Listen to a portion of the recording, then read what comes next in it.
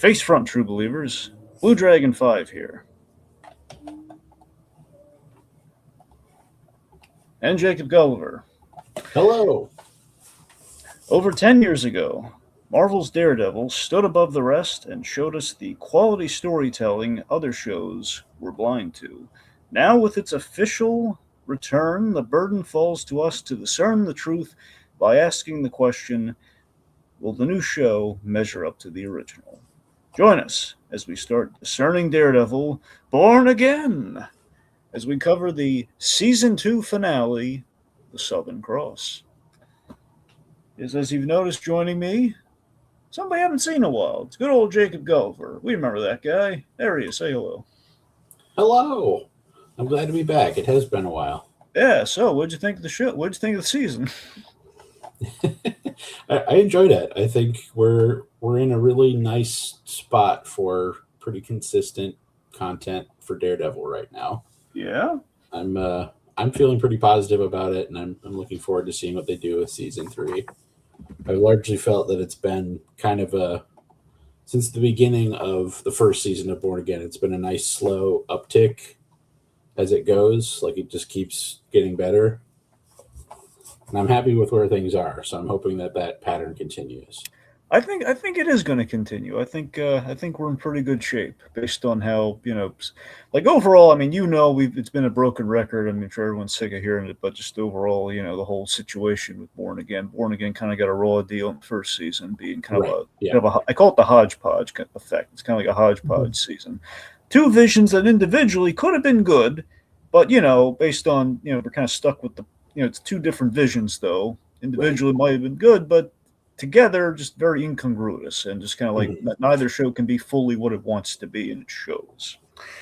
Yeah, they did the best they could with it, but season 2 is clearly one vision, and the vision that basically has the benefit of like, hey, all the Netflix stuff counts. So season 2 is pretty much where it's overall, I think, where the best parts of season 1 were, and basically that more consistently throughout, and was quite a ride. It was basically the season 4 I think we were waiting for.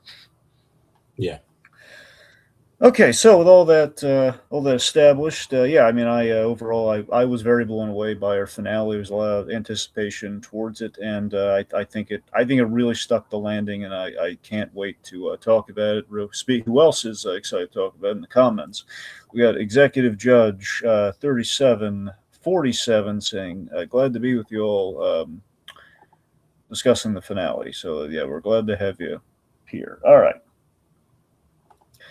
So, with that said, we are going to get into the plot. All right. So, I'm going to recap the plot here for the folks, just to kind of go through it again, not as artfully and with clips like the official recap podcast for Born Again, but I'm going to do my darndest here. All right. So, despite being shot, Matt Murdock continues Karen Page's trial, calls Fisk to the stand, and ultimately reveals his identity in order to dismiss her case. Bullseye. He foils the attempt on Matt Murdock's life and uses it to try and take a shot at Fisk yet again. The courtroom is on lockdown because of this, which descends into utter chaos. BB Urich kind of incites a riot with the Daredevil supporters who are storming the courthouse. Fisk goes on an utter rampage despite being offered the deal of the century to get off scot-free. Daredevil ends up having to convince him to take the deal while saving him from the angry mob. We end things off. Matt and Karen are happy until Matt is arrested and imprisoned for his vigilante exploits as Daredevil, which also leaves Kingpin alone on a beach. And that's pretty much the episode. All right. That said, let's start breaking things down, get into the meat and potatoes of it all with the arc. Perfect. Yeah. So the way we usually like to start with our arcs, we like to start with Matt Murdock. So let's kind of talk about Matt's side of this episode. I mean, this episode's a little easier with the arcs than the other ones are. Primarily, it's Matt and Fisk, and then maybe a few little kind of cherries in between afterwards. So we'll focus on Matt and Fisk here. So Matt. So what do you think about Matt's arc? I guess just since we're in the last episode, overall his arc throughout the season. think it's pretty strong. I think there's definitely like the part in the middle where he's wrestling a lot with how to deal with Bullseye that I think is it's a muddy space, and like there's a lot of different ways you could approach that, and I think the way they approached it was pretty good. I'm feeling pretty solid about that. I could see a lot of ways where they approach it in a crappier way, but I think that's kind of like the crux of that arc where he's struggling to accept like the grief and the like need for vengeance without actually acting on it, and channeling that into something positive rather than going down a darker path. Despite being such a dark show, it's a very Yeah. optimistic message, which I think is great. Yeah. There were definitely times with the Netflix version where it leaned a little bit too far in the dark direction for me, or it was not as optimistic as I wished it was. So with the episode itself, with his arc specifically in this episode, of course, factors in the whole season. But I guess the place to start. So, Matt, at the top of this episode, he's been shot. He is basically he's been shot. He's showing up to the courthouse. He's arriving as Matt Murdock in order to hold Fisk accountable for his crimes, no matter the cost. And it's kind of like this whole season, Matt's been in a place of like he's been out of moves, which I found really fascinating, especially since the Bullseye debacle, which is this whole between Bullseye and his big fight with the Kingpin after the death of Vanessa. It was this realization of like, okay, I mean, I've already gone through. I think the show's been very conscious of this, and I really liked this. That with the exception of the season 1 business of Born Again, been very cognizant of like, okay, we really don't want to retread, Matt, kind of weighing the, to kill Fisk or not to kill Fisk, which using the whole Bullseye thing was a really nice way of circumventing that, with like, okay, so Bullseye, I loved it was kind of like Matt ultimately forgiving himself for throwing him off the roof, which I really love that move. And with the Kingpin, it's more of a matter of like, okay, I've spent season 1. It was like the instinct was to kill the Kingpin because the system was failing at every turn, and through the help of his friends, he kind of found a way to avoid that. And season 3 was kind of like a more like from the grave and back version of that. But again, ultimately, it boiled down to he kind of found a way, he found a move out of it to not have to take the extreme when everything seemed like, again, Fisk, if you really look at it, Fisk keeps getting increasingly more powerful every time he comes back, which is, it's almost like Lazarus, he just keeps coming back. He's just like, oh God. And he's done that. So I love, from a writing standpoint, I just love that he cannot, Daredevil can't win. He's put ultimately kind of this Kobayashi Maru of situations. It's like, God, how the heck do I beat him without like letting him destroy who I am, to kind of use his own words from season 3. Like you not to destroy who I am, all that. Yeah. So I love that he's just since like, and that was like episode that was episode 6, where we had like Daredevil out of moves like that, like, dear God, like what it was just such a great place to have that, go down, and just realizing Kingpin spelling out in a really eloquent way of like, you we both know you're not going to kill me, and no prison can hold me, which again just puts him back to season 3. Like, where do I go from here? We've established I can't, we had a truce, but there's no Vanessa, so there is no hope. What the heck am I going to do? So being out of moves, he is now on the playing field, and this is why I like. In the show since the beginning, I've always been fascinated with the paralleling arcs, since the character contrast between Matt Murdock and Wilson Fisk, and the fact they've been on these these paralleling journeys, and they have so many kind of things in common despite their fundamental differences. And the fact that season one has always been like that perfect season of Daredevil. It always just put forward the idea that they basically, their childhood shaped who they were in that alleyway fight at the end of season 1. And that always kind of carries with them throughout the series. And the idea that this go around, this season finale, it's Matt is on the playing field that his father wanted him to be in, like the profession his father always wanted for him. And I think the reason that it really means so much for Matt to, defeat Fisk as Matt Murdock in the court of public law and all this, not just court of public opinion, but it's in general literally a court of law. Like this is like where like the inverse of the season has kind of been like, ordinarily what we do is Matt he tries the legal thing and then it doesn't work, and then Daredevil ultimately goes in for the for the save. And we kind of did that here, but ultimately Matt Murdock did achieve the win here. So like this season it built to, there was no Matt Murdock until the very end ultimately. Like we waited a long Matt Murdock was a missing person until like we actually had the trial going on. Yeah. So it's kind of a nice little reversal. Like Daryl's been so prominent, and then Matt just kind of swoops in there. Just in contrast, he is,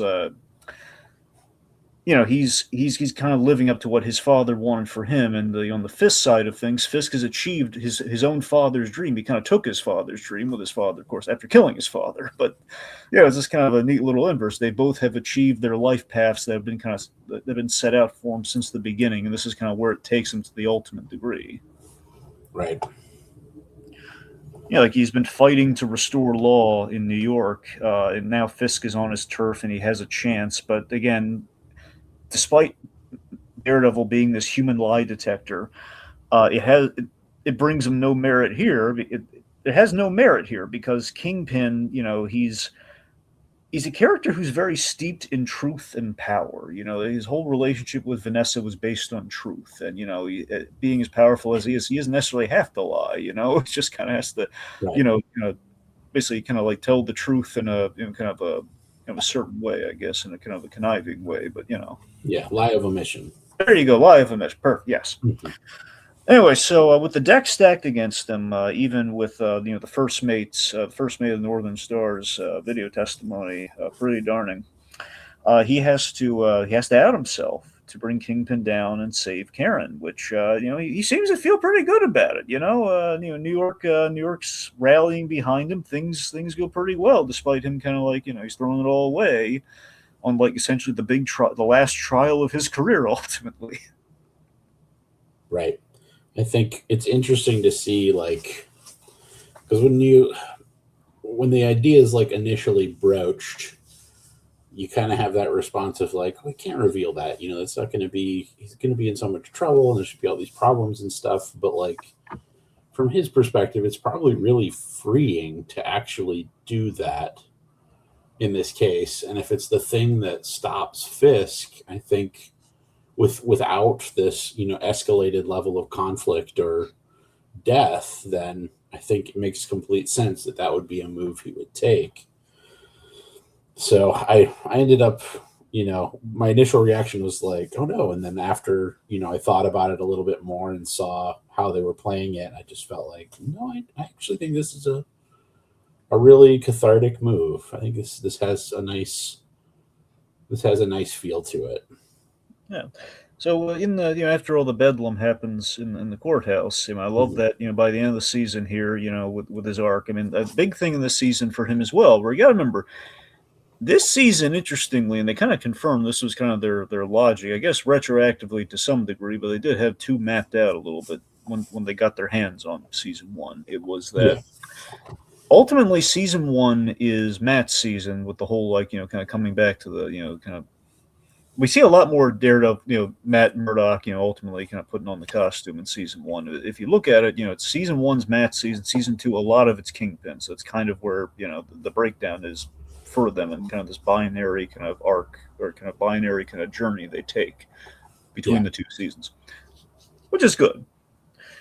And this season specifically, it's been Daredevil kind of like accepting, kind of like the symbol and, kind of hero status and kind of becoming like literally the gag is he earned the DDs on the chest, and earning them was like him becoming the symbol, which is kind of, which is kind of neat. So I like that we justify like the long wait with kind of a character arc, and that, he's kind of taking on a leadership capacity and just kind of like going from, like the lone vigilante to kind of the symbol and just kind of thing that's going to rally like the heroes and vigilantes of New York. So, he's that all the people he has literally behind him at the the courthouse at the end, and him finding a way to non-lethally stop Kingpin. And I love that he kind of took Kingpin's own move and turned it against him for his big victory at the end here, where he Kingpin lionized Matt Murdock, so basically he would have nowhere to hide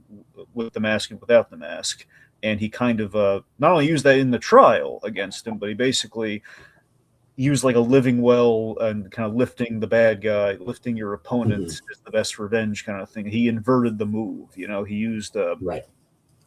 The idea. Okay, look, you can get away scot-free, but we both know you're really never going to be happy, and it's kind of this live by the sword, die by the sword fate here, where it's like given time to reflect on the basically he's giving like Fisk the the time to reflect on the loss and the sorry let me rephrase that.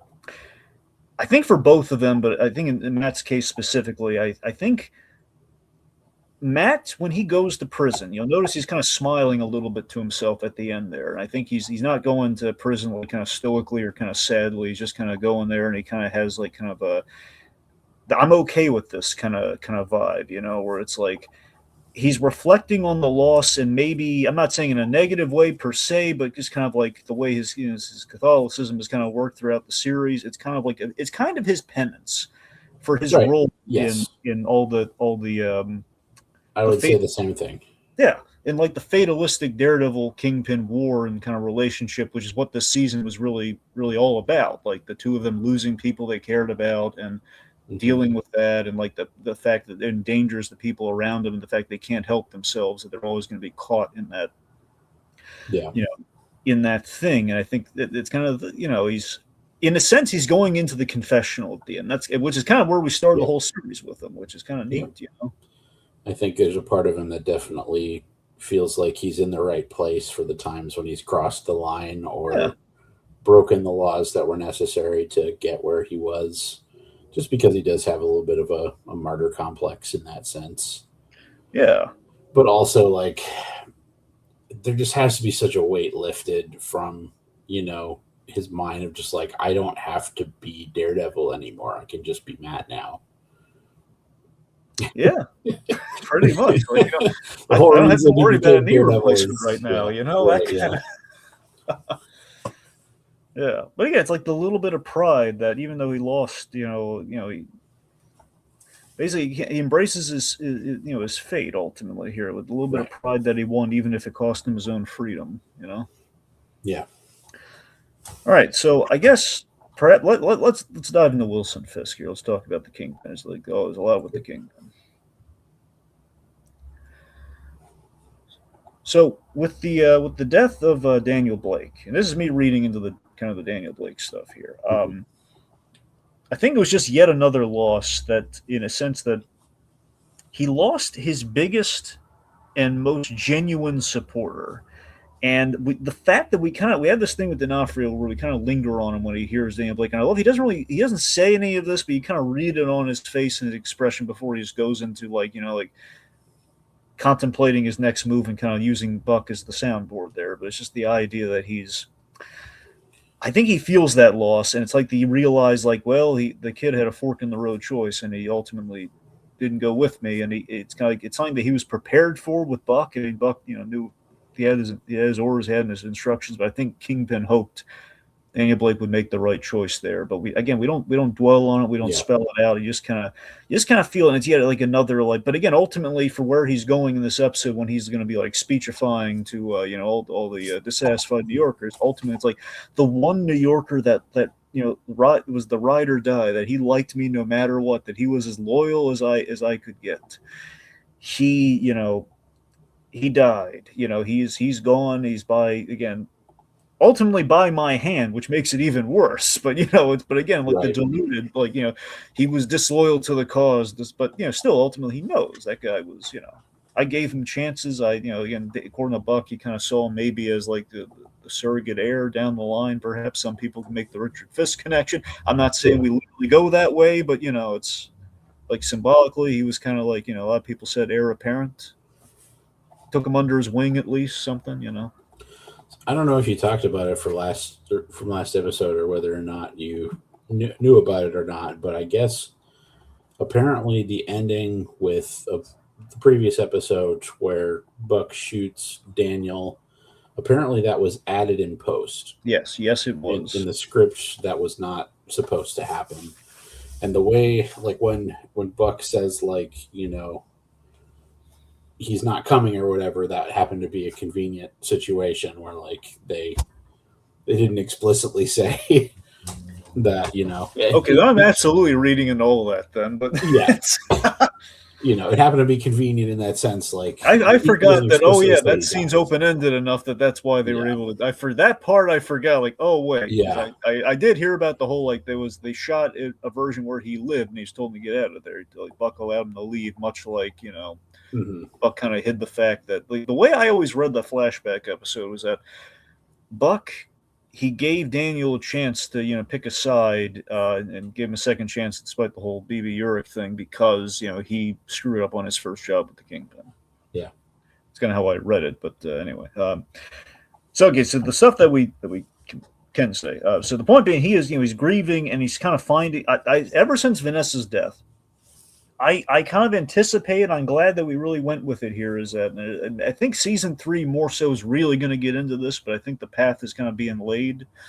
That, Fisk is grieving and he's, with Vanessa gone, it's him finding an answer to who is he without Vanessa, or, the symbol of power, which is the mayorship. And of course, by the end of this episode, we take away the symbol of power that is the mayorship, and I think it's going to be Kingpin kind of having an identity crisis in season 3, which I think is really interesting. It's like the whole So this episode is about the risk of, like, all that he has left being taken away from him, and that leads to a lot of big, dangerous, and absolute moves.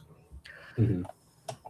So like, again, Vanessa gone, there goes the civility, the kind of the confidence, like, just a lot of that's just kind of been waning. And Rohit Dar, one of our associates here, he's kind of pointed out the whole thing, like, it's kind of like he and I kind of came to the realization, mostly him, that, it's Kingpin reverting to his kind of prison mentality, which is a time in the show in which we saw him without Vanessa, which is, the microcosm of the animal world, Mr. Castle kind of thing. It's when he's getting into the, prison really did kind of reshape him fundamentally. And it kind of shows where he kind of is at his core, and that Kingpin is kind of wheeling and dealing, and he's kind of, building an established order wherever he is. He's always kind of going to make him put himself on top of kind of that lust for power that he has deep down, even without Vanessa. Right. Vanessa was the optimistic goal that he had at the end of prison, was the goal he was serving with his rise to power within the prison. But still, though, it's like, what is he without Vanessa to kind of keep him content? He's at his most dangerous and most kind of, like, powerful, I guess. You might, well, again, power, but it's like unchecked power. It's dangerous. Yep. Yeah. So we put him on the stand. What did you think about the stuff where we put Fisk on the stand? I thought it was pretty strong. I think you could definitely see, like, Fisk his heart wasn't really in it. Like, what he wanted was to get off the stand and beat Matt within an inch of his life. But he was kind of, he was talking the talk, but he wasn't walking the walk. He'd been through enough stuff at that point and had suffered enough losses that, he was writing checks he couldn't cash. Yeah. So I think that was effective. Or Cashman. Yes, that's true. I think that was effective storytelling, and I think it's a satisfying arc to see, that moment where, Matt can beat him without violence, which I think Fisk feels shouldn't be possible. It was a big clever move by Murdock to confront Kingpin publicly like this and call him as a witness. I love that just reveal. I was like, this. I know it's like a no-brainer, but I was so sucked into it when he entered there. Oh my god, it's such a great move. Yes. Yeah. I like that. There's kind of like a lot of tension, and obviously, I think he genuinely is surprised, but he knows it. I think Kingpin's smart to know it's like it's a move. It's a card that Murdock can play, but it's almost like playing poker. It's like he doesn't think he's going to have the guts to play, and you can kind of feel the tension of on some level, just through like his speech to Buck earlier with the whole like, I hear what they say about me kind of thing. Yeah. It's the fact that there's a tension of they both know this ends here today one way or another. I mean, Kingpin also has a contingency to kill Matt Murdock outside the courthouse. So I think he's pretty sure it ends today one way or another. So there's some finality in the scene. They just don't know exactly how it's going to go down. It's like, so deep down, Kingpin knows that this is the end, and he knows that Murdock does have a card that he thinks he might be responsible for Murdock, falling on a sword, like outing him and being responsible for that. But I don't think he necessarily expects Matt to do it himself, which is kind of like, which does surprise him. Right. And I ultimately, between his speech at the end and kind of him on the stand, you really get the sense that, as we saw, he did start caring. When he started, he really did care about the job. He did care about being mayor of New York again. It was the job that his father wanted, and it was like him just kind of taking this huge negative. Again, bullcrap means with Echo. I still hate the fact that Echo magically using her generational trauma powers just made him like, okay, I'm going to try this now. And we're kind of stuck with that at the top of Born Again. I mean, it was, I know it was kind of symbolic. I just wish he had reached that conclusion on his own at the start somehow, or without using like a power thing on him. But anyway. And I know in hindsight, by the end of this episode, when we bring back, grace, like the definition, like the whole concept of grace, and like, and it kind of plays off full circle to like the diner scene in episode 1 of Born Again. That does help it a little bit more, but it's still, we're saddled with that Echo thing. It doesn't have any bearing on this episode. It's just something that just keeps, it's like, man, that's such a great line. It's such a great payoff. But I know it's what kind of started that conversation. Still bugs me. Sure.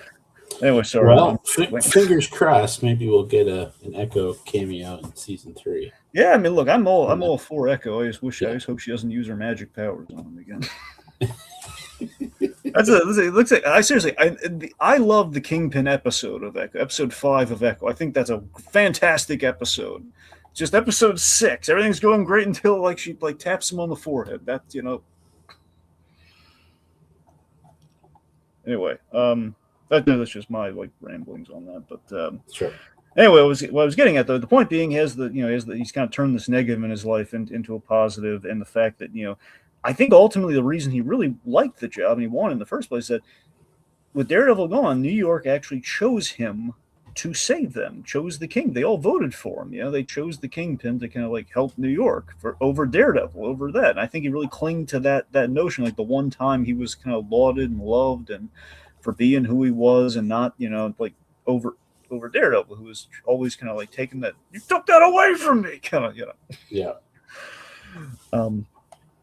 Again, to understand, Kingpin doesn't have to lie. He's tipped all the scales in his favor. Again, he's pretty much all but bought the courts until they actually see a legit out of like, okay, we can actually get him out of the job here if we do this. Mm-hmm. Again, he's on Matt's turf. He's we basically we give D'Onofrio kind of the Jack Nicholson part of a few good men here. I'll answer the question. Yep.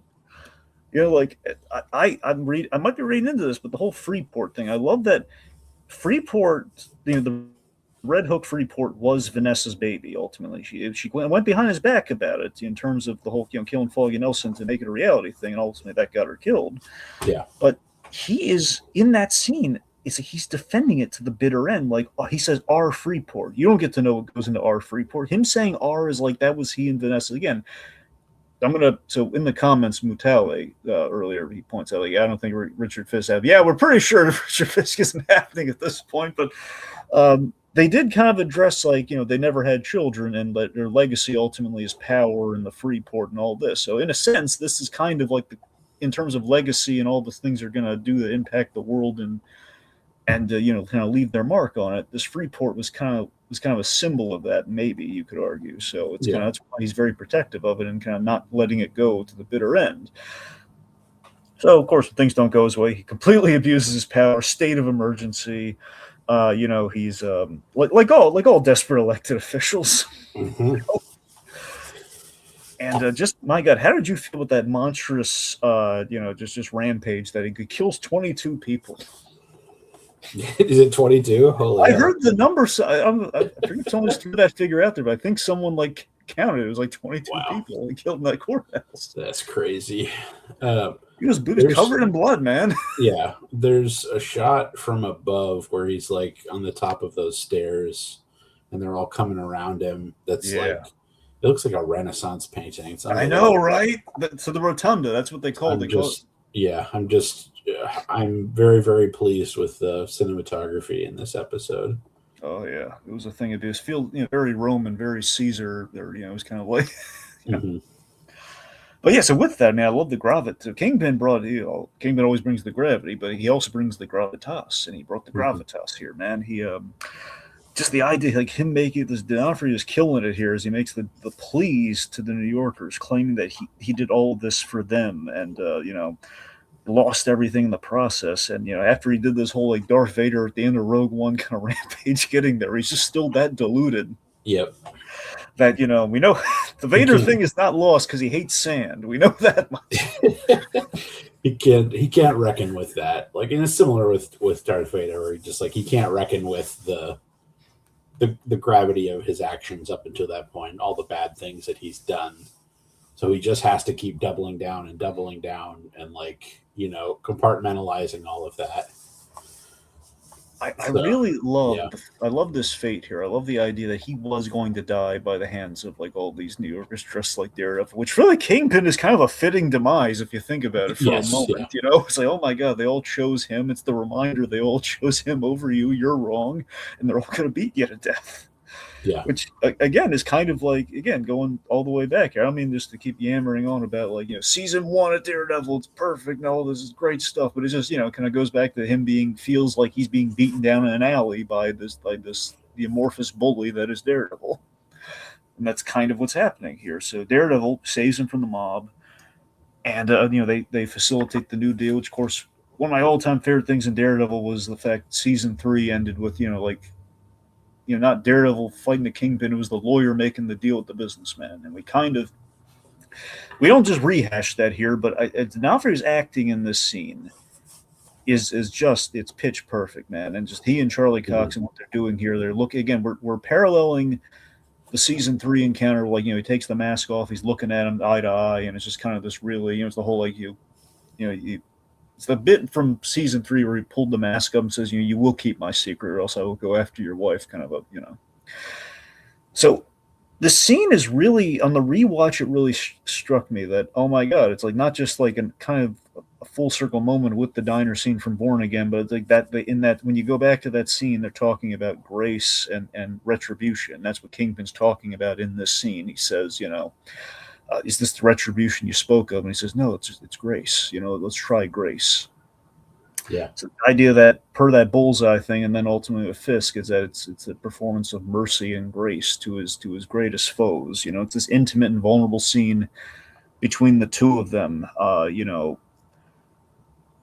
And the fact that it's like showing grace and mercy to the people that need it most, which are the people that are most undeserving of it. A very kind of Catholic kind of way of looking at it, which of course Daredevil would do. And just the omission of, and we kind of built this up with the whole the fact that Kingpin did not, in episode 6 of the scene, Kingpin didn't say a word until Daredevil showed up. Which I still love that choice in that episode. He didn't say a word until he showed up to express condolences and try and strike a new deal with him. It's the fact that in that scene and just kind of going forward, Daredevil, because of that fatalistic relationship, is all he really has left. And they both know it's not sustainable. And that's kind of what this scene really, hits the nail on. Is it's just the two of them, and it's Daredevil very intimately just saying look, Fisk, it's over. Okay, we're done. Both of us are done here. Okay, we can't do this. We gotta, you gotta take the deal. Go to the sunny beach. Yeah. So Kingpin's fate, I think, is a thing of beauty. He's exiled from New York, which is kind of what he did to Vanessa for a while, and not to protect her, mind you, and it was kind of what he was exiled to prison, one could say as well. Season 2. To the point is he's exiled from the city that birthed him to the sunny beach. He got off scot-free, but without Vanessa, and it's the idea that he is He's all alone. He's just, he's in contrast to Daredevil, who, in context of his victory, he's in a prison, and Kingpin isn't, like he said before, he's in a prison of his own making, which is the prison of love. He's alone. He's missing her. It's very poetic, It's the poetic and the way they edited that sequence. I was head over heels for it, man. I'm gushing, but I loved it. This was my runner-up for blinding moment, as you can probably tell. Yeah. Yeah. Okay, so let me see. We have some comments here. Some of them we might have to save for later when we actually talk about some of these bits here. Sure. Yeah, so Matale points out during the action scene part where he breaks the spine of the one guy, which, yeah, he's practiced on Bullseye, so we know he can do that. Let's see. Also, Fisk interacting with Jessica Jones, yes, was very cool. The whole, honestly, the idea of Fisk interacting with any other MCU character besides Daredevil, like another hero character, has always been something really interesting, and just, him, especially maybe next season when we are getting all the Defenders coming back, it would be nice to see him have kind of a witty retort for each of the Defenders. Might be kind of interesting. Yeah. Let's see. Okay, so let's just real quick, because not a lot here. Just the two more I want to cover real quick. The rest I think can fit into when we cover the Braille Trail. So Karen, I think it's kind of fitting we talk a little bit about Karen's arc. Yeah. How do you feel about how we left Karen at the end of the season? I think she's spent a lot of this season kind of in a more... I'm trying to find the way to describe it.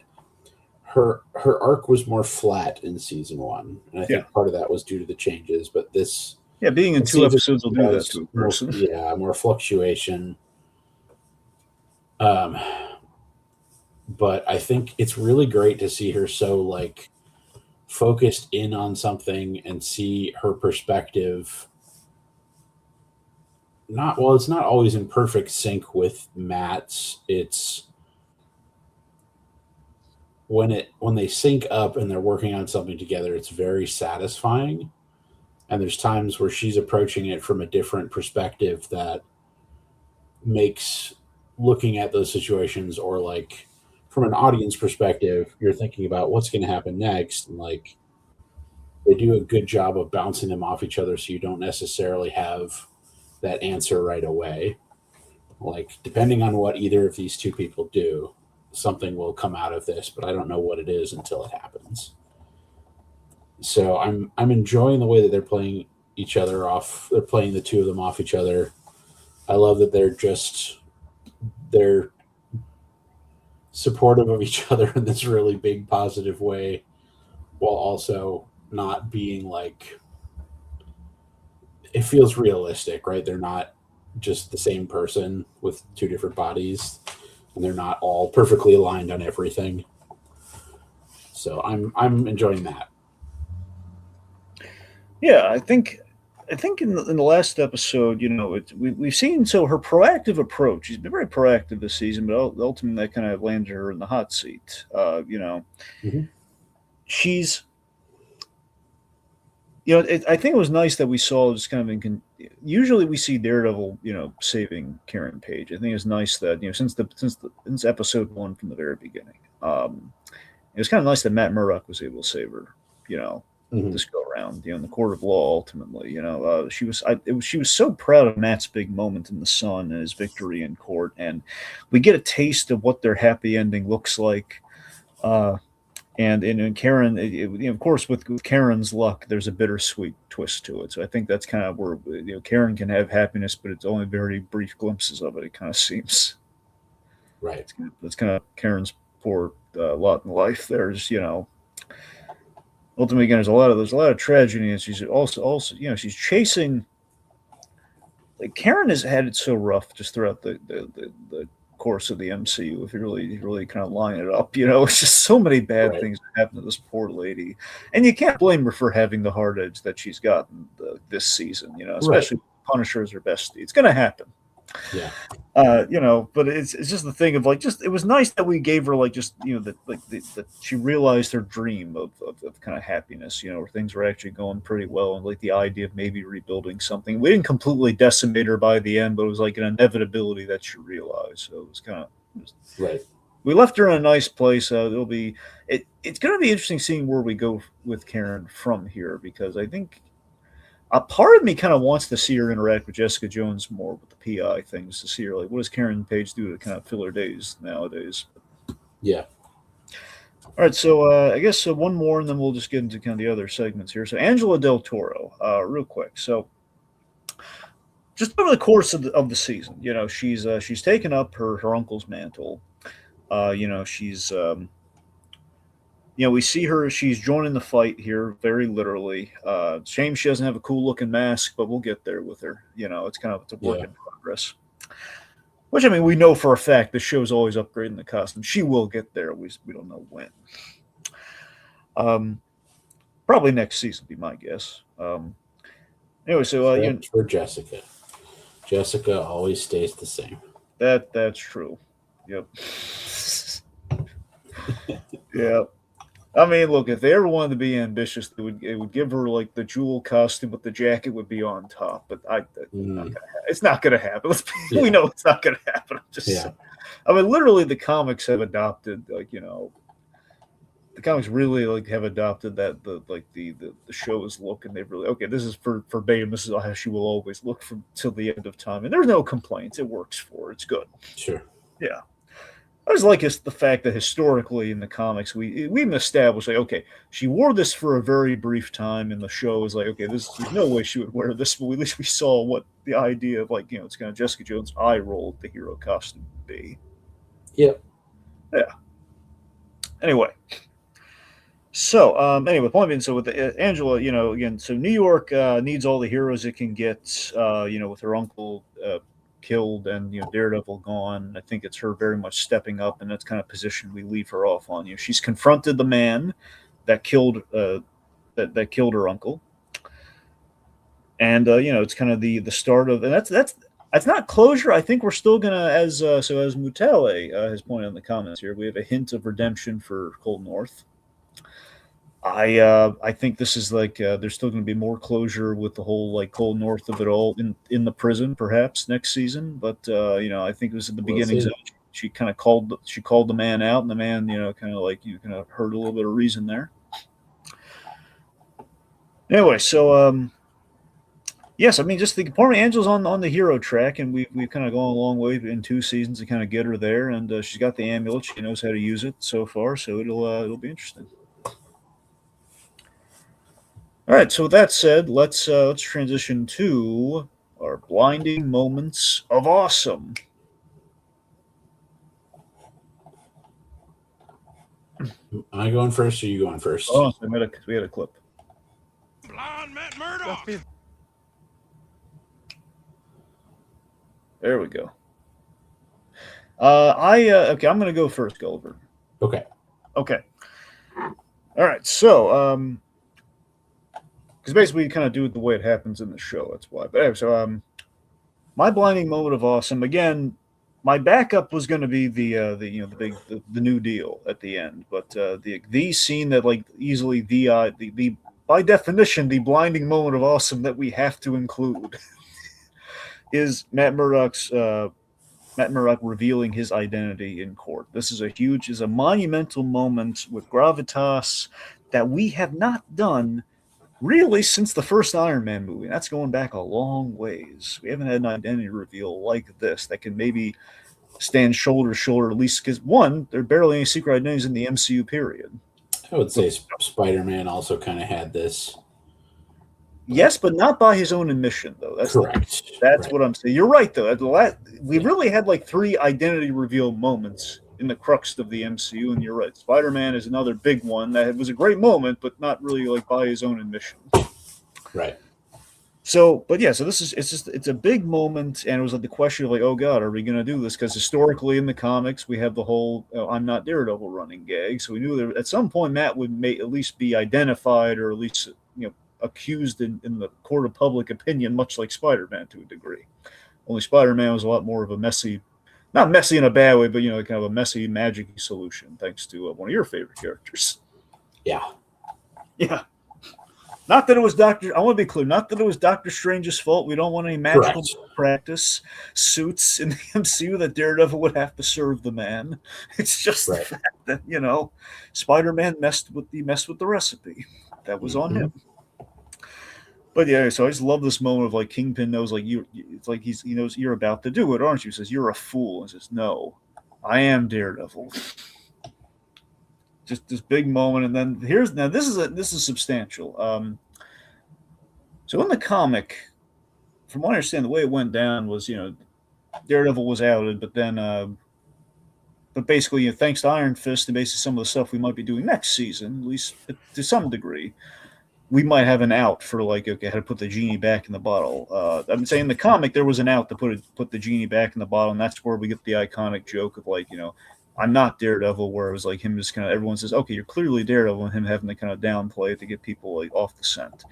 But we have a moment here, hence the blinding moment of awesome, where we have Hochberg saying, "Oh, you can't believe me." There, like a blind man could be like a blind man could fight, and then he tosses the cane like a billy club, and it bounces right back to him. It's like, okay, by definition, blinding moment of awesome, and then secondly, this cements, and they've kind of gone on record with this, like when they did the after show, like there's no putting the genie back in the bottle after that.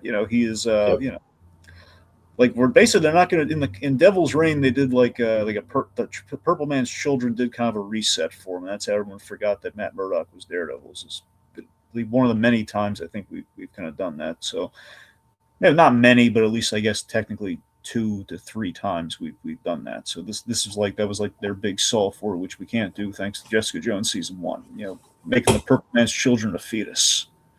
Yeah. Anyway, but yeah, so that demonstration, again, big ramifications there that, presumably there's no, I'm not Daredevil unless we just try and use Iron Fist to sell the idea that, hey, there's a new Daredevil. Matt Murdock was the old Daredevil, but he's not doing it anymore. Hint, hint, nudge, nudge. So if he did come back, it would probably be the new guy, which I think might be a little too convoluted to really kind of sell easily, don't you think? Yeah, I would agree. That's the thing. I mean, that's like the wiggle room, but I don't think it's probably easier just to stick with, okay, he's been out. There is also precedent of Elektra being Daredevil in the comics. You're right about that, and that's another thing they could do as well. I still think Iron Fist is going to I think at least for a bit he's going to put on that costume just to help out. Maybe, I don't know, as a symbol perhaps, but we'll a bunch of people do it all at once. That's the thing, which we kind of saw at the end of this season. It could happen. Yeah. Some of them have the actual Marvel Legends helmet, so it is possible. It's for sale. Did you hear about that? No. Okay, so seriously, in the you can kind of see it in some of the close-up shots. So Marvel Legends, they put out this awesome replica of the Daredevil mask helmet thing. And they sent the prototype to the show so they could use it in the finale, and you can actually see one of the guys that gets a close-up, and when later on when it's like on, you see it like removed on the ground, so they're kind of selling the product subtly. Wow, okay. So that's like the prototype. Cool stuff, Disney. Cool stuff. To be fair, though, that helmet does look really cool, like the Marvel Legends recreation helmets that they do. I don't know. But, yeah. Anyway, we'll see now if their visual design studio's gone, if we get cool designs in the future or not. Well, you're right about that. That is, this was before that, though. But you're right, though. It still sucks, though. It still sucks that has happened. I forget if Charlie went with that department or not, because that was more visual effects. And is visual development lumped into visual effects, you think? Is that probably hand in hand? I don't know. Every big company structures stuff differently. It doesn't bode well, regardless. The fact that there's kind of accent departments like that. I'm just saying that, I don't know. Like, anyway, the point being, I heard one thing. This is really nasty too. One of the visual effects guys who could help map out things. He had an office that his artwork was like on like the glass structure outside of his office. And he was going to the layoff meeting in that office. Yeah. Oh man, I saw the post about that. Yeah, God. Supremely ironic. Yeah, I just thought bitter iron. Anyway, so point being, I don't know, the little Marvel Legends helmet thing I thought was kind of cute. But anyway, Point being, he does this. The whole, Karen's reaction throughout that scene was really good too. I love Karen's reaction. She feels bad, but then she's like crying in happy tears of like the fact that Matt kind of got justice in the courtroom, and his big kind of Al Pacino at the end and Justice for All moment where he's just kind of calling out Kingpin for making a mockery of the law and the courts, and just the acknowledgement of like he's willing to tear them both down to get into like a stalemate or a checkmate or what have you. It's just a really great, just it's a kind of a perfect move, and like it's like if you had to boil down each season, there was like a moment that really sets it above the rest, or just kind of a moment that kind of like is something you wouldn't have expected, or like a moment that kind of sets the season apart from the other seasons. Like this is kind of that moment, Mm-hmm. It's like one. Obviously, you have other contenders, but I don't know. It just seems to be like a huge, like he outed himself. It's big. All right. So what is your moment, sir? Mine is his last line before he goes to prison there. So it's waive the disclaimer, not the rights. I used to be a lawyer. It's a really nice moment. Yeah, I really, really like that moment. It's such a. I've talked about it before already in this like arc, but it's a really nice button on that cathartic end to that storyline where like, it's not like his story won't continue, but he's kind of like accepted that this is coming and that, he's bittersweet about it. He knows what to do. He knows what's coming next, and he's accepted that. But he's also going to take one last little moment to crack this cute joke and enjoy himself before he goes. So you're right. It is it's such a human moment, and it's very well performed. So that for me was really a strong bit. Bittersweet's the right word, because I just love that him saying I used to be a lawyer. That is also kind of the death of his father's dream, which also kind of crushes me a little bit too. But again, it's still like, obviously it's for the right reasons and everything. So it's not like he failed him, but it's like, just the end. And he kind of knows it. We have some comments here I just want to highlight too, just real quick here. So, yes, Mutali says yes. The Purple Man's children in the comics, in terms of like how we restored Daredevil's identity. Yep. On the show, then executive judge says the team on the show was has definitely confirmed they the identity reveal won't be erased. Which is pretty much what they more or less said on the thing, the Insider podcast. And so Mutali also points out that it was Mark Wade's run, not Devil's Reign. He in reference to the whole "I'm not Daredevil" sweater gag. That was a Mark Wade thing. Just the Devil's Reign was more so like how we kind of put the genie back in bottom, Mayor Fisk, and all that kind of stuff, and bringing the Defenders in, etc. All right. Okay. With that said, let's get into the Braille Trail, our last segment for the evening. So yeah, this is where we kind of talk about all the Easter eggs, references, and just kind of like some brief speculations for where things might be heading. So I guess a few things to start off with. So like I said, the new deal that is struck, again, there's a lot of Daredevil season 3, and we have like a verbatim full circle conversation to the diner scene at the top of Born Again season 1, where we invert that conversation. So it's a really great kind of deep pull of the whole grace and retribution thing. Let's see. All right. Okay. Bullseye. So Bullseye, I love the nod to season 3 with Bullseye. The fact that he takes out his own imposter, which of course he impersonated Daredevil. Yeah. As George Lucas would say, it's like poetry. They rhyme. Yeah. This is great kind of revenge on Bullseye to a degree, and we also had that great moment too of like, sorry, wrong Bullseye. Yep. So, and also when he kills that Bullseye, as you'd expect, hits him right in the bullseye on the mask, right there. Yep. Let's see. So Luke Cage, he returns from overseas. We confirm that Luke Cage has basically kind of been blackmailed more or less by Mr. Charles into going in Jessica's place.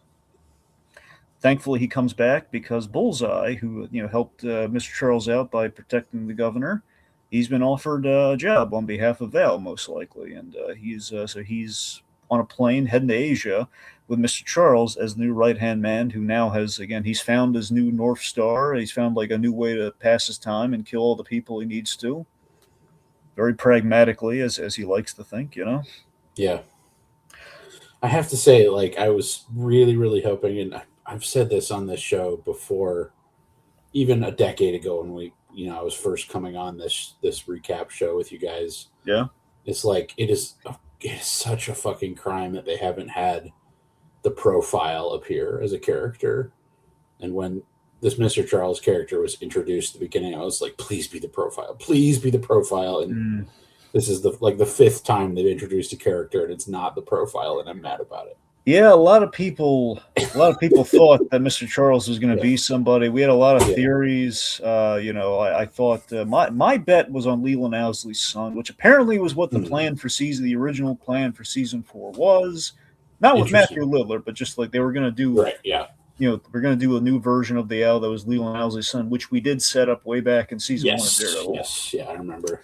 So I've always been campaigning for the Lees, because I love Leland Owsley as a character, and I love the owl too. Is like the idea of the Kingpin. The owl was even in a brief role in Spider-Man the animated series. I've always wanted to see the owl in Daredevil. Yeah, the Daredevil Low Life comic has a really good interpretation of the owl in it. Nice. I really like that one. Yeah, I'm still campaign, man. Based on the fact that we did Leapfrog and She-Hulk, I really want Stiltman at some point, some way, shape, or form. Because think about it, we set up Stiltman in season 1 of Daredevil because we had the Stiltman's legs, in Melvin Potter's shop. Yep, that's true. That's what I'm saying, man. It's also in briefly Turk Barrett was Stiltman, so we have a way of bringing back Turk Barrett and Stiltman at the same time potentially. Like him just like, oh God, it's so high. Somebody help me. Anyway, let's see. So with Luke Cage, obviously Luke Cage being back, also Bullseye heading to Asia. Do you think maybe that would facilitate Iron Fist or Shang-Chi or some such thing, perhaps, heading to Asia? That'd be cool. I mean, I want to see more Shang-Chi desperately. The word is, if we do a Shang-Chi movie, Iron Fist would feature. That is what the talk has been. They have not said, obviously, because Shang-Chi has obviously been long delayed. They haven't even confirmed a sequel. You heard a while back, Simu Liu. Yeah.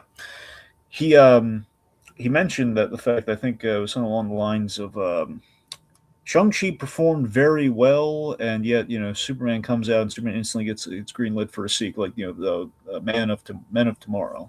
Yeah. Yep. So it's just kind of, it's just bittersweet, it's like Shang-Chi performs very well and does anyway. So where's the justice?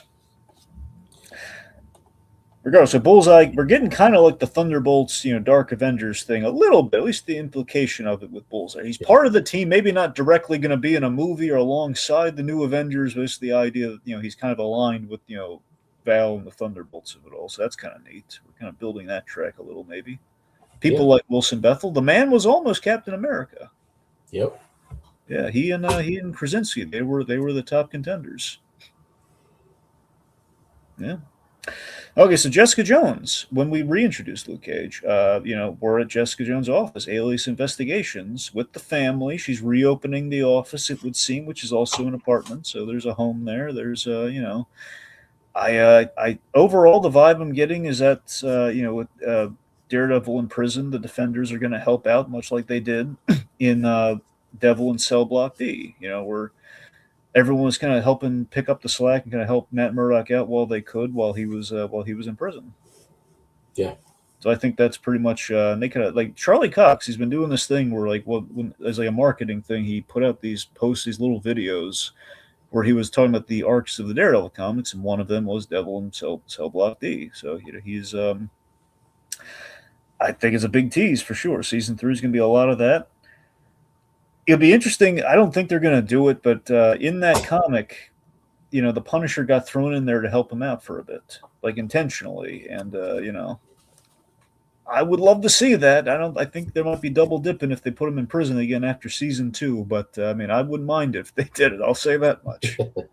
I think it'd be a great buddy kind of idea. Like, you need some assistance in there, and the Punisher shows up. But again, I think it's just with the way the Punisher's been, his dance card's a little full lately, so I don't know. Yeah. But I still, at the end of Defenders, they kind of hinted thematically that Iron Fist would be kind of picking up Daredevil slack while he was kind of he was quote unquote dead for a while. Yeah. He didn't end up putting on the suit because we knew that wasn't going to happen, but the idea that he was doing more vigilante stuff in kind of Daredevil's honor. So, I mean, it's possible. I mean, he could put on the suit to help out and he kind of he's going to help lead the cause. But you're right, though. There are a lot of other people with masks on, so maybe it's not necessary, but it would be cool just as like a little nod for like one scene. Yeah. I don't know. We'll have to see what it is, and there's so much that we don't know about season 3 at this point. Yep, we know Luke Cage, and then we know Luke Cage and Iron Fist are going to be back. There is some speculation that Heroes for Hire may be in development for a show or a spin-off, which would be my wish come true, frankly. At the very least, I mean, given what's happening with the Punisher this year, Marvel One Shot, Marvel Presents special presentation. It is Spotlight. I think at the very least we can give them that. Because you think about that, Jessica Jones fits in the Luke Cage's world now very easily. So that's how you get a show that's literally just all three of them. If we don't have room for Daredevil, we have them. Maybe Daredevil with occasional appearance without his own show, Yeah. So there's a lot of talk of Luke Cage. He's wearing his Mayor outfit. Now, mind you, a lot of people, when they kept pointing that, as like they're forgetting that he runs a nightclub now. So he could just be dressing nice because he's a nightclub. Yes, yeah.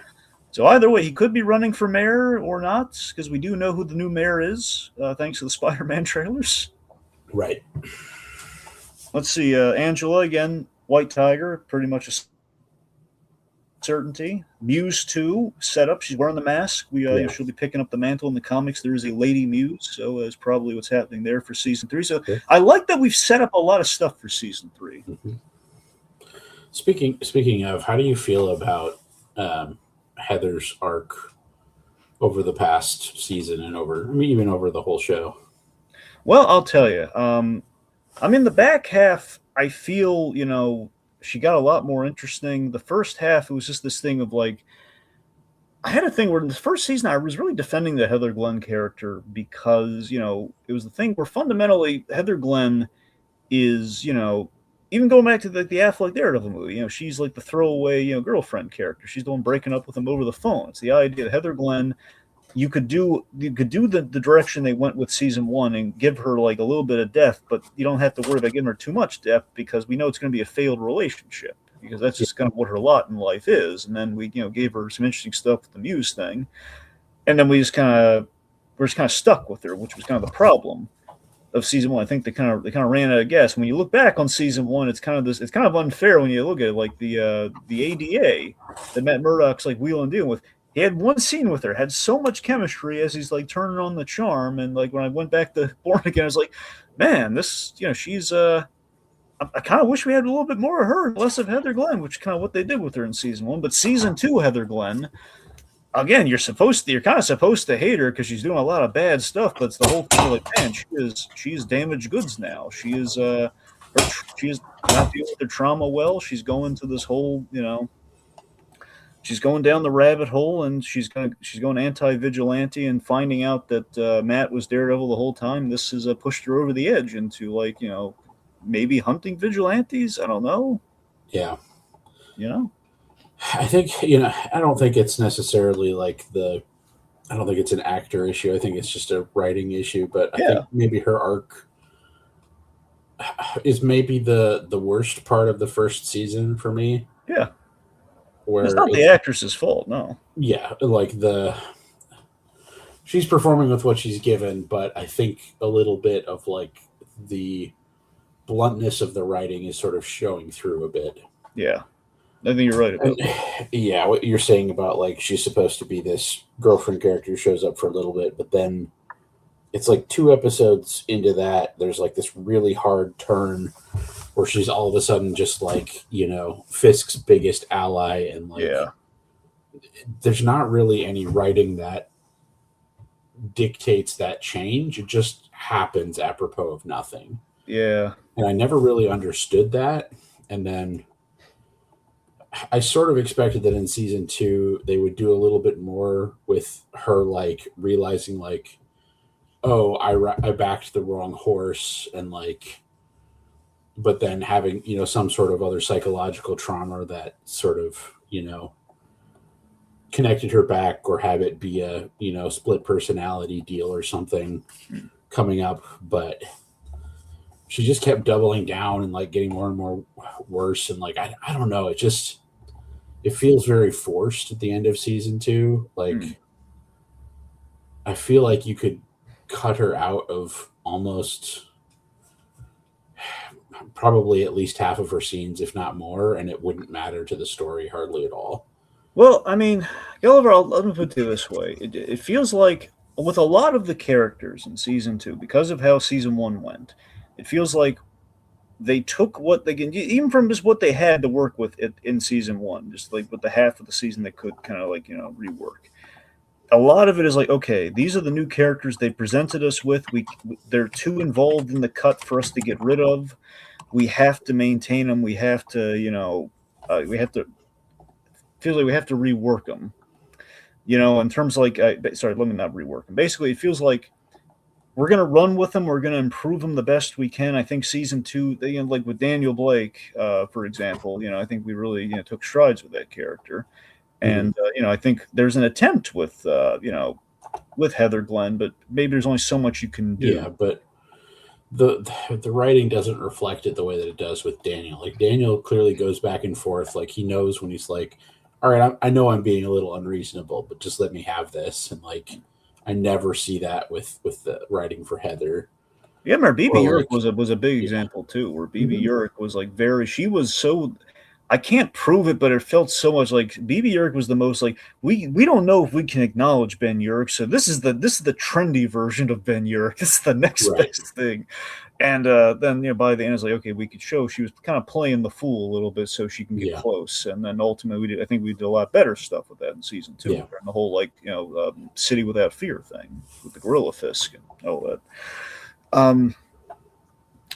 Hey, but look, I hear your point though. I mean, I'm kind of reserving judgment to see if we like give her like more interesting psychology and kind of the end result maybe in season 3 being better, which we can kind of see that's where she was going maybe, and I don't know. So I'm reserving a little bit of judgment. I mean, these guys really impressed with everything else in season 2. I don't know.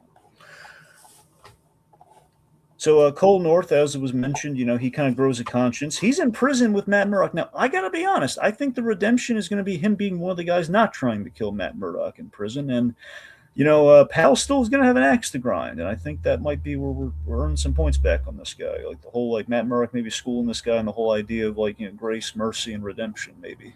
Yeah, we'll see. I think to be blunt, the parallels of the AVTF and ICE are pretty prevalent. And if they spend a lot of time looking at a redemption arc for this guy, I'm going to be a little disappointed. Well, I don't think it's going to be like redemption. I'm saying in the comic, this guy had a bit of an arc that kind of went that route, but then again, he did not kill White Tiger in the comics, though. So I don't really know how much redemption we're going to get. And for all I know, maybe it's not going to be redemption. It's just the hint. It's just based on. I'm just trying to finding a medium between where it is in the comic and where it could go in the show. I'm thinking that it'll be a thing where we're not going to absolve the guy, but it might be a thing like he's actively working to it, but he'll never, like maybe it'll be a sacrificial thing. Like maybe he'll redeem himself in some capacity, or I don't know. I'm just saying if Cole North, we're not going to fully redeem because he did a very horrific, very terribly. I still argue should have been Powell, which would have been much easier just to, go like, we got to give this guy, like the Punisher's got to kill this guy in the most glorious way possible, kind of a thing, which sadly we will not. Escaping a second season without being killed is also very frustrating. It is. I honestly, Gulliver, I tell you, man, before we got the trailer for the Punisher special that they're doing, I really thought, before we saw that we weren't going to have him, I really thought the premise was going to be him hunting down the anti-vigilante task force guys that got away, which of course would include Cole North and Powell, which I really thought was going to be the case. And then we revealed, okay, we're not doing that. So it made me think, okay, maybe Bullseye will get him. And then we had, Bullseye shooting people to Koras, but not those guys. It's like, okay, and they're in prison now. So, oh boy, so Pal's got to get some comeuppance, but they must be saving some really good, some really juicy for season 3 with this guy. Otherwise, you're right. It'll be like, oh my God, what were they thinking? Yep. All right, let's see. I wonder, Melvin Potter, he might be an ally or a obstacle in prison for Matt Murdock. We haven't gotten Gladiator paid off yet, and we still have to do that. So, he could conceivably be in prison. I always like to think that maybe he got out because of the whole Fisk FBI kind of thing in the 7-year gap somewhere. But I don't know. We don't know what the heck happened with Melvin Potter. We know technically a different version of him in the MCU, much like the whole we had the actor played the Thing in 2 roles. He's technically Melvin Potter was in the All Hail the King short, but we're not gonna pay attention to that. That was just the lookalike. It was the doppelganger effect. That's what happened there. So let's see. Okay, let's see. So Matt Murdock is in prison. The Hand is attacking Spider-Man in a prison in the new Spider-Man movie. I think it's pretty safe to say Spider-Man's going to be trying to save Matt Murdock. Yeah, we'll see. Otherwise, why the heck is Spider-Man fighting ninjas? Mystery. Yep. All right. Again, Kingpin on the same beach that he and Vanessa owned. We already kind of went through that. The Indian restaurant from season 2. We paid again where he and Karen had their first date. With the really distracting lighting. Yeah, the chili pepper lights. Constantly flashing. Yeah. Multicolored chili pepper lights. Well, it doesn't bother Matt. That's true. Yes. Yeah, that's why he likes the place. He has no idea. He probably recommended it, not knowing. Yeah. I was a little off put for a moment just because so much of the episode had been using a lot of the 60-30-10 color palette rule. Is that something you're familiar with? I've heard about it, but I cannot explain it to you for the life of me.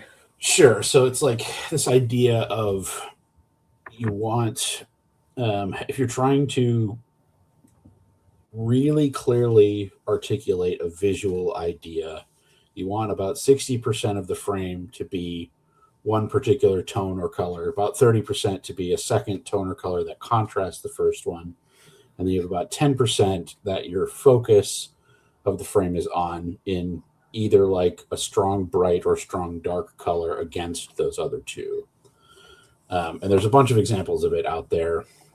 It's way more common in animation because you can pick and choose that a lot more than you can with visual spaces. But if you think of a lot of the directors that typically make visually stunning movies, regardless of which of those directors you like, there's a fair amount of it being done.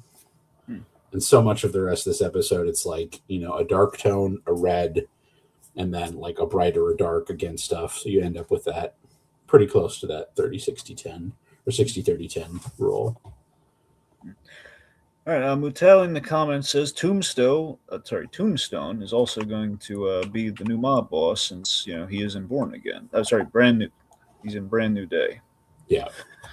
I mean, that would make sense. And that also makes sense for the whole, why would Kingpin not be in the movie, which sadly I now know is probably going to be. Well, again, we know the stupid reason why Kingpin's not going to be in the movie because of contract disputes. Not D'Onofrio. D'Onofrio, he wants to be in that movie desperately. I just mean the whole stupid Spider-Man rights issues. Which makes no sense to me because Kingpin is a Spider-Man character, technically.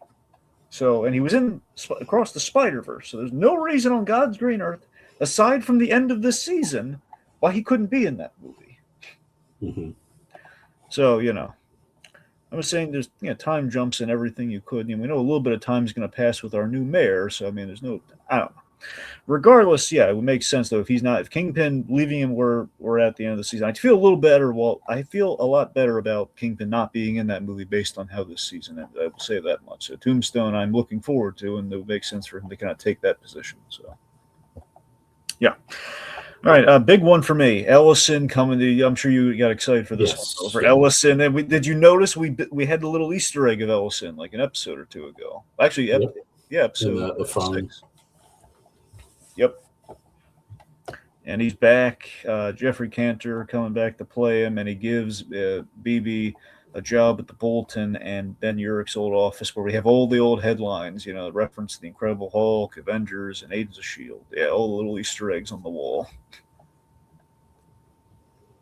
Yeah. I'm looking forward to seeing if the Bulletin gets a little bit more traction in season 3, or whether or not that's because that they could say that that's the end of BB's arc. Yeah. Not go back to it, but we'll see. I don't know. I mean, that's the thing. She kind of shouted out the fact that Kingpin killed Ben Urich in the in the BB report kind of thing, and the city here. Anyway,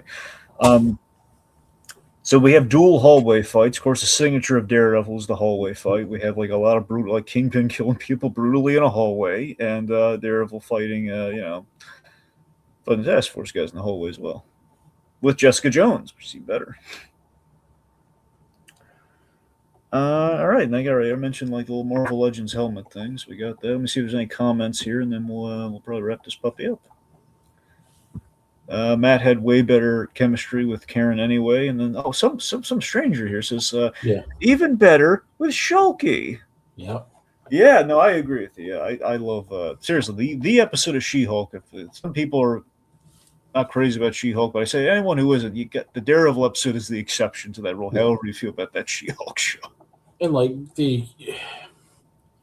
I think I said it last time I came on as well, but if you don't like the She-Hulk comics, you won't like the She-Hulk show. That's true. That would make sense. But they're a very skillful adaptation of the She-Hulk comics. Yeah. And the idea that it was to cater to some agenda or the criticisms that I saw of it all the time, I was just everyone hates it when She-Hulk dances. That's kind of the sad. That's the sad fact. Yeah. So, apparently, She-Hulk can't dance. Yeah. Anyway, but no, I feel you on that. Yeah. Anyway, point being, regardless though, it's still that Daredevil episode of She-Hulk was great, and they had really good chemistry. And again, it was something that honestly I don't think we ever had in the comics before until recently, until after the episode, maybe. I mean, Shulky is known for just romancing a lot of people. It's because it's almost that self-parody parody of legal drama stuff. Mm-hmm. That's always been kind of core to that character. She's a big green Alan Shore, ultimately. Right, yeah. Yeah. All right. Let's see. Okay, I think I'm trying to see if there's anything else important here I should mention. Well, again, so Shang-Chi is coming back in Doomsday at least, so that's we know that. Yep. Okay, this one's kind of a fair point here. Executive Judge, I love Fisk, so do I, so does he. But we need more villains for Matt to go up against. That is right. This season, at least we had Bullseye, so we had both the big ones. And you're right, though. We do have other Daredevil villains we should showcase, and we should do better by them than we did with Muse in the first season. This is true. It doesn't help that a lot of Daredevil's iconic villains beyond Kingpin and Bullseye have been cannibalized and used in the other Netflix shows to varying degrees of quality. You know, I like what we did with Nuke. I didn't like that we killed off Nuke in season 2 of Jessica Jones. I would very much like, if they ever do end up making a Midnight Suns thing, to see Daredevil on that team, because that would be really fun. There would definitely be people on that team that are going to be a lot more vicious, so it'd be nice to have a little moral compass at the center of that group. For sure. Yeah, I mean, like I said, for me, the only or on the Thunderbolts, aka New Avengers. You're right about that. Would also be fun. Yeah, I mean that's the thing. So I mean, I'm trepidatious about Mr. Fear because it's going to, as Mutelli suggests here. I did wonder if Miss Charles might end up being Mr. Fear, especially with the Mister. But Rohit actually thought he was going to be an X-Men setup. Rohit thought he was going to be Henry Gyrick. Sure. But ultimately, not in the cards. Like I said, Stiltman is my ride or die for the Daredevil villains. For sure. Just for a fun one, yes. Turk Barrett, we got to bring him back. Just for, again, another fun one. It's a running gag. I mean, it's still a shame he was the one. It's so funny. Daredevil season 3 was such a great adaptation. I again, not a verbatim adaptation, but a spiritual adaptation of Born Again, season 3. But again, Turk Barrett was in Born Again, the comic, and yet he was not in season 3, and he's in all the other seasons, all the other Netflix shows. But Yeah. So it'd be nice to bring that guy back. Okay, anyway, but yeah, I'm with you though. We should try and bring back ones, but again, that said, Kingpin is very, especially in this specific show, he's been so tied into him. And I want to be clear, like, look at Daredevil season 2. A little Kingpin goes a long way. So as long as we do a little Kingpin, then you get him like a big foe. Otherwise, if we stick the landing more in the storytelling than season 2 of Daredevil did, I'm not saying it was bad. I'm just saying we had two stories that could have been their own seasons that were kind of, we shortchanged the Hand stuff because the Punisher stuff was awesome. And that's it's not the fault of the Hand stuff. It's just the Hand stuff didn't have enough episodes. Yeah. And Nobu's character development kind of got the short end of that too because of that. But I'm going to make you a different pitch, Dragon. One that I think you'll like. Okay. Daredevil Born Again season 3. Daredevil faces off against Stiltman teamed up with the Profile. But look, hey, okay. I'm down for that. But this begs a question. Here's the last question, and we'll probably wrap up. Okay. Do you think Born Again should end with season 3, and then beyond that, Daredevil just shows up in places like again a Heroes for Hire thing, and or movies, and or yada yada, or maybe in features. The point being, should Born Again season 3, which we know is happening, be the ending, or do you think the showrunners are prepared? Like, look, as long as people are watching it, we'll keep making it. Like for example, like a Stiltman and a Profile, I think could happen in a season 4 easy. Now, whether or not they make the cut for season 3, given we already have like a lot of stuff set up for season 3, I don't know. But that's the thing. If they're going to shut the lights out, I think we should work them in. But where do you come down on that? Do you think 3 is going to be the ending? I'm kind of split on it. Like, I feel like I just don't know where they're going to go with season 3 and what the next storyline is. If it's left open-ended enough for something else to be interesting after that, then I'm all on board. But if the intention is to, like, make these 3 seasons like a trilogy and close it out, then, I don't want to step on that either. Yeah, that's where it kind of has me, where it does feel like a trilogy thing, and especially given the original show kind of went 3 seasons. They lucked out in having a good ending, minus the ... bullseye thing, which is not a problem, but it was like, we filled in the blanks. We got a great resolution to it to season 1's credit at the top of that season, I felt. But yeah, that's the thing. I mean, it does feel kind of cyclical, and I mean, it really feels like a lot of season 3 is kind of mapped out. The big thing with season 3 being, well, we got to get Matt out of prison by the end of it somehow. I don't know how the heck we're going to do it, but aside from escaping, but that's which we know he can do, but we don't. That defeats the purpose. Yeah, it just feels that means that there's kind of a built-in ending. I think we could do kind of a cyclical thing with Fisk kind of self-discovery, like what do I have now, and then Matt's thing. Yeah. Beyond that, though, I mean, look, I could see him like we get him out of prison, then we absolutely would have to move away from the Kingpin season 4 onward if we did that. Okay, because Kingpin feels like whatever we're gonna do with him, we gotta. I mean, much as it pains me to say that, honestly, if we do anything with Kingpin, then we would have to direct him more at Spider-Man at that point. Otherwise, because we've just done everything we can with him in Daredevil. This whole season was kind of about that. Like they've kind of gone as far as they can go. It's like we keep giving Kingpin these great outs in Daredevil. So far, we've done a great job in like kind of finding a way to bring him back together and having something to say about it. But this whole season is like, we've run out of options, and that's the thing. They have run out of options. This next season, the whole Daredevil thrives with these two guys being on parallel journeys, separated from each other, and then when they interact, it's a big deal. And I feel that'll be him in the prison on the outside, him in the prison on the inside. Then maybe, I don't know, maybe this is not a legit pitch. I was throwing it out the top of my head. Kingpin pulls some strings, and somehow he gets him like released. But in return, he is in New York, and then he goes into prison or whatnot or whatever. I don't know. The point being that somehow Kingpin, like as almost like as an acknowledgement or like as a twisted, demented thank you or something, or like you've done your time. You need to be out in the world. Something like that. That's the only way I can really see the Kingpin thing going, and then he redirects focus to Spider-Man. But I don't know. I'm in a place of not knowing where we go with the Kingpin next, given the great job that they've done up to this point with him. Yeah. So yeah, I mean, I'm down for them doing more because and you always have Bullseye in your back pocket as long as we kind of skew him in the villain direction. Which I mean, at the end of this season, I really like that they went this way. He's not a good guy. He's not an anti-hero per se. He is. He's a gun that is being used by somebody, or not so much used by somebody, but he's. Again, the man has no empathy. That's his whole thing. I mean, the most arc that he gets this season is, I think, after kind of Daredevil showing him mercy because of Foggy. He's kind of chasing empathy a little bit. He doesn't get it, but he's kind of chasing the feeling of like, what is empathy? Like, could I achieve this by doing something for the right reasons, etc. I don't know. Anyway, but yeah, we could there's stuff to explore. We have Bulls in our back pocket, going the full villain route again with him. Perhaps if we do bring Elektra is a big thing we could bring in, depending on a season 3 or season 4. So there are elements we could play with if it does keep going. At the very least, if we don't do that. Put him with She-Hulk again. Let's throw Daredevil around the Marvel universe. It's like Daredevil is like Daredevil along with Spider-Man is one of the most crossoverable characters in the entirety of the Marvel universe. So it is easily possible. Yes.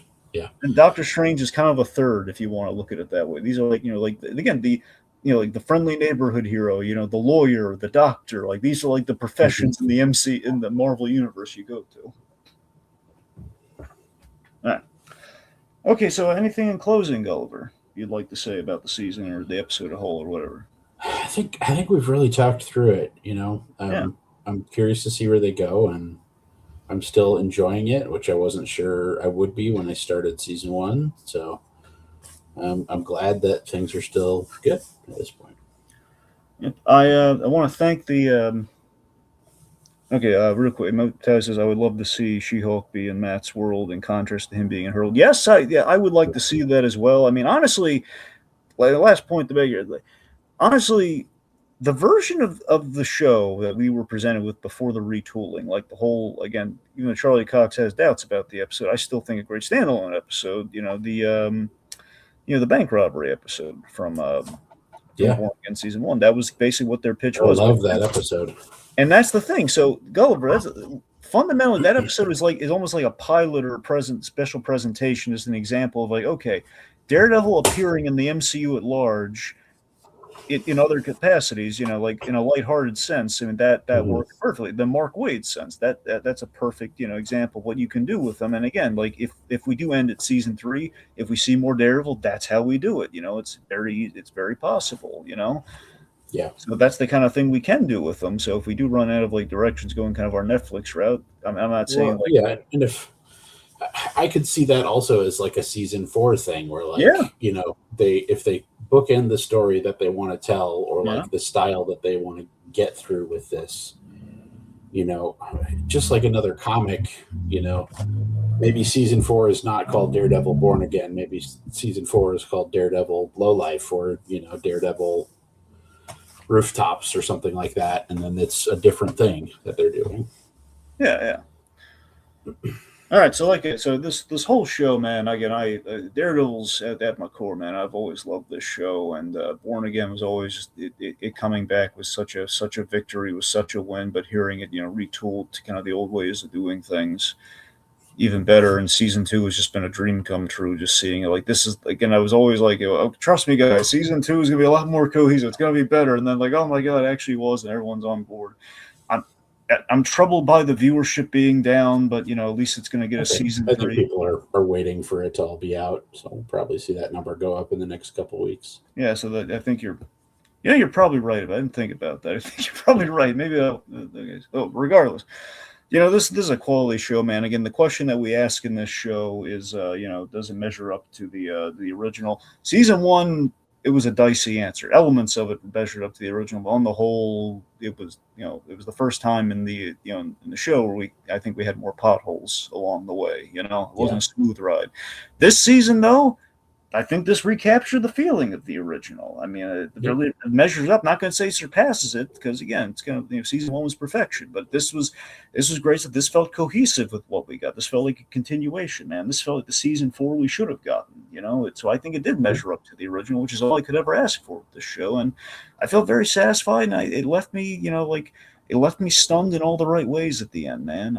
This was a ride, and I enjoyed, enjoyed every pit stop. I loved it.